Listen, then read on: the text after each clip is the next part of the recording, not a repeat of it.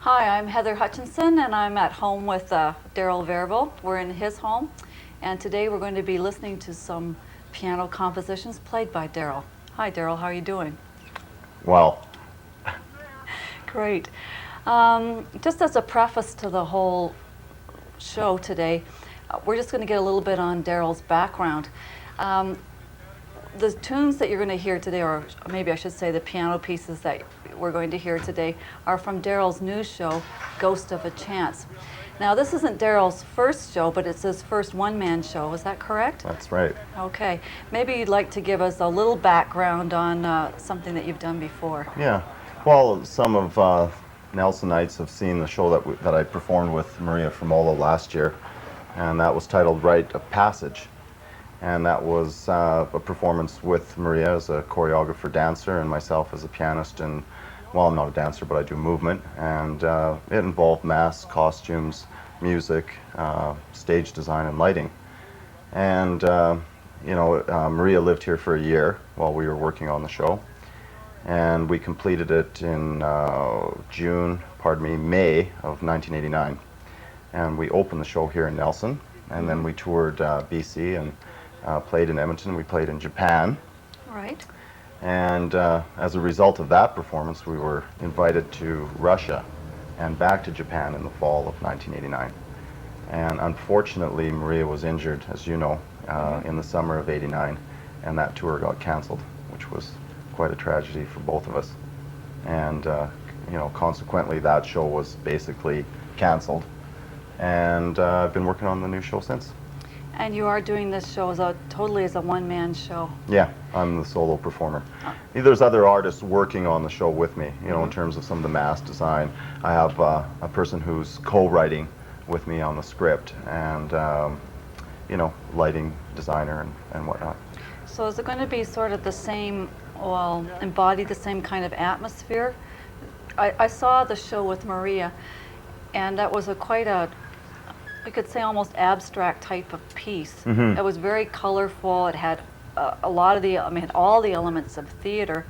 Mm-hmm. So is this new show going to encompass the same?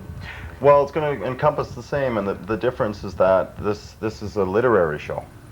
I'll be playing characters that have monologues, and so I'm speaking to the audience, and so it employs the language. And as you know, the last show didn't. It was a non-verbal means of communication. So in this show, I'm speaking and utilizing the music and movement and clowning, aspects in terms of wearing the masks and movement. So are you going to be, I'll just give this little hint, and if you don't want me to, you can tell me not to, but as I understand it, you're going to be playing more than one character. Is that right? That's correct, yeah. I'm playing 3 characters. Uh-huh. Yeah. And are you going on any one particular theme in this show? Well, yes, I am, but I'm not going to divulge what that theme is. Not at this point? Not at this point. I address different issues that are going on that I think are global issues. They're social issues. Mm-hmm. I think that they range into political issues as well. And they're collective. It's not so much a personal thing, although I think in exploring those subjects and themes, there's a personal exploration as well. And since I go into the unconscious factors that determine, social collective behavior, I find that it involves the personal element and the personal involvement in that process. So it is both a collective and personal, exploration. Okay. So as I understand it, there's going to be quite a range of piano compositions that you're going to be playing. Are they from any particular era of time? They are, and they happen to be from my favorite era. Okay, what's that? Oh, the Romantic era. Okay. I'm playing compositions from Schumann, German composer. I'm playing composition by Franz Liszt. I'm playing compositions by Mussorgsky. And predominantly those 3, and I'll also be doing some of my own work, some of my own composition. Yeah. Are these compositions, were they composed specifically for this show? My compositions? Yes. Yeah, they are. I didn't think Schumann. Not unless he had a great sense of, intuition and Reincarnation? reincarnation and forecasting. Okay, great. Okay, so maybe would this be a good time to hear some of these pieces now? Starting off with Franz Liszt piece, which is titled Toten Tanz, which is the dance of death. And an interesting note about that piece of music is that during the 13th and 14th centuries, when the plague hit Europe, many paintings were painted, depicting the plague and the death that was rampant. He had seen a painting in a church, a demolished church, and the painting had depicted scenes of the plague, which occurred in the 13th century, 14th century Europe. And he took the theme from the Gregorian chant and from the Desire section of the Mass, which they used to sing in the 12th century. Well, he wrote it in 1847, so this is hundreds of years later, but the theme is really very archetypal, and he writes variations on the theme, and it's very virtuosic, and I think more than anything it depicts the victory, the victorious aspects, being the humanistic victory over death and over such things as the plague, and I mean, he identified with it centuries later, so it became an archetypal symbol. Sort of like the human spirit to survive. The human spirit to survive and overcome. Yeah. Yeah.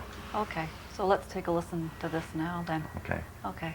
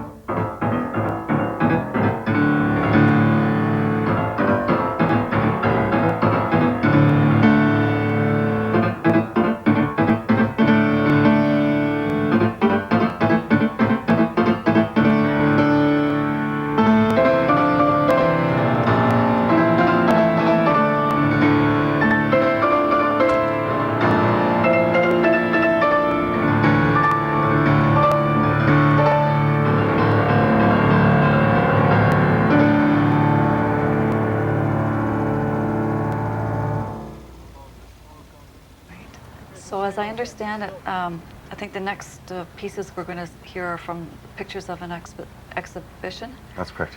Pictures at an exhibition by the Russian composer Mussorgsky. And by the way, the pieces that you're hearing now aren't in order that they'll appear in the show. Okay, thank They're you. just in the order that I played them today. Okay. Yeah.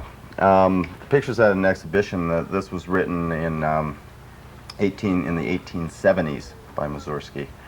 And he was inspired by an artist friend of his who had an exhibition of paintings that he went and saw. And so the pieces depict the paintings. And the two that I'm playing, the first one is Baba Yaga, or the witch. Oh, yeah. Yeah, and that relates to, in Russian lore, the witch Baba Yaga, who lived in a large clock that was perched on 4 chicken feet. And Baba Yaga lived on the bones of men by devouring the bones of men. Oh, she did, Yeah. did she? I think she was a feminist witch. Must have been. And she used to fly out of the clock at night and cowl and cackle at all the men in town and find some prey, Oh, yeah. devour them, and go back to her clock and keep time. It's also a very virtuosic piece of music, quite challenging as the Totentanz is. And it has that forensic sort of energy that you would expect out of a wild and crazed witch. Yeah. And to me, it's symbolic of really the witch archetype, which really I think exists in all of us. Jung might call it the shadow, and so Okay. it's going into that and playing with it. And so we can listen to that now. Okay, great.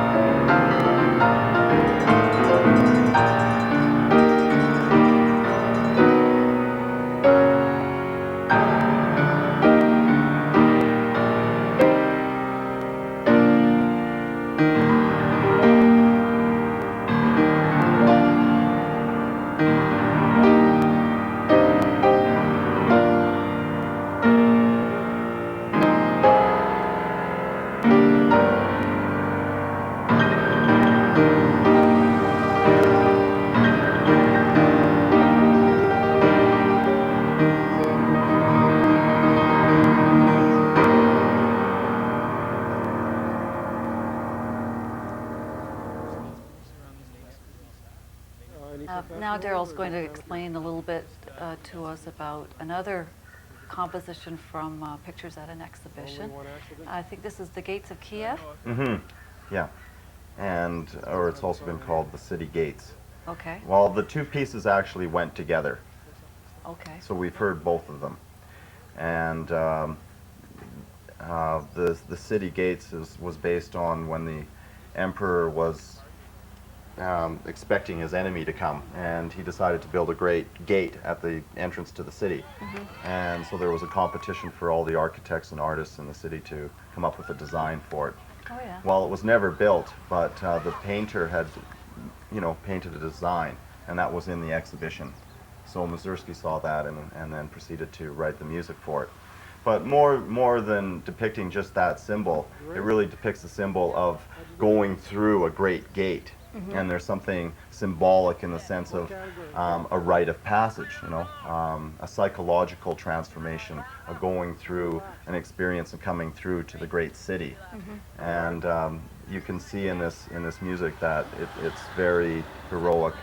There's a section in the middle where it's very somber and it sounds like bells, and then the theme is incorporated and it's very glorious and very victorious. So it's definitely has something to do with the transcending what perhaps was earlier depicted in Baba Yaga, and that's why I really am incorporating it in the show as a sense of having the character evolve beyond his conditions, and there's something heroic in that. Mm-hmm. So are you doing more than 2 themes from Pictures at an Exhibition, or are you going to? I am, but in this program that I'm playing today, I'm just playing those 2 pieces. Okay. Yeah, I'm playing other sections of the work in the show. Oh, you are? Yeah. Okay. And just out of curiosity, how many themes are there to Pictures at an Exhibition?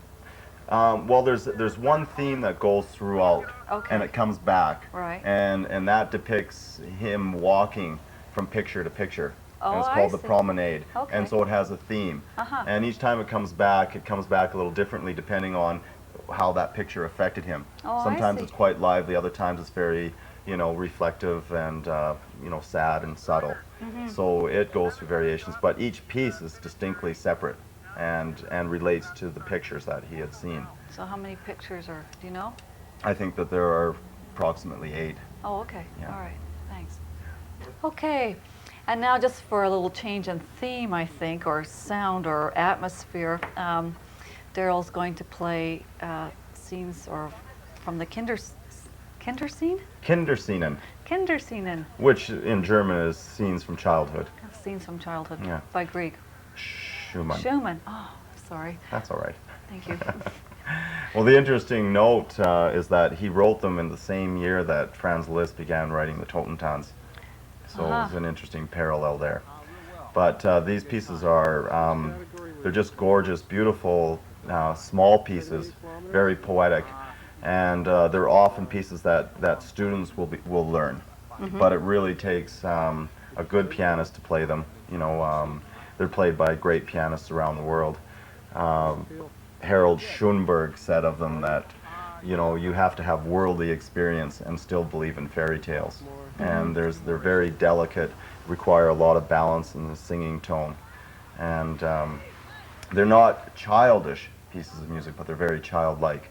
And they depict the imagination, tenderness, and affections of the child. Mm-hmm. And they're really, really wonderful little pieces of music. And how many are you playing for us today, then? I'm not sure. Don't ask.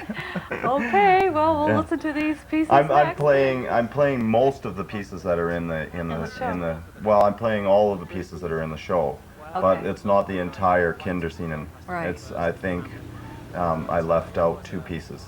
Okay. So. All right. It's almost the entire set of pieces. Okay, wonderful. And just another curiosity question here.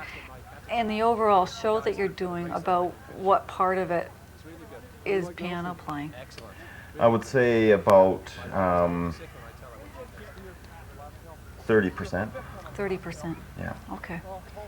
I think you've got a marathon coming up, Daryl. Yeah, I'm terrified.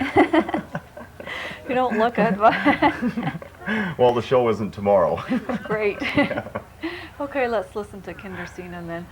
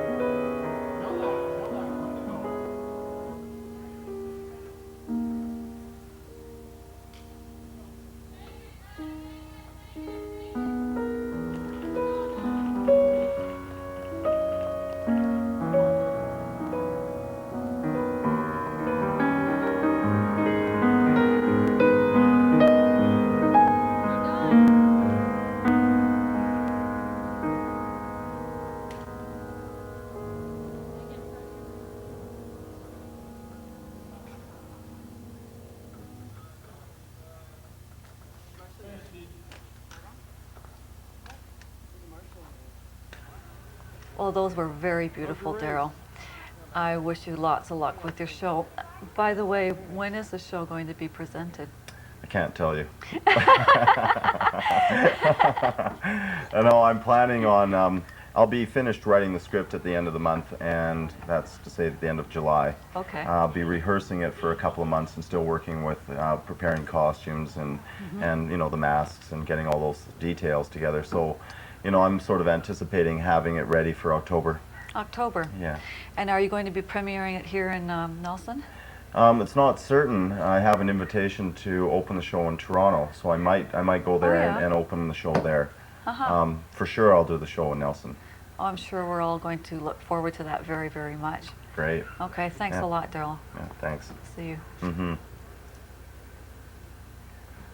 Okay.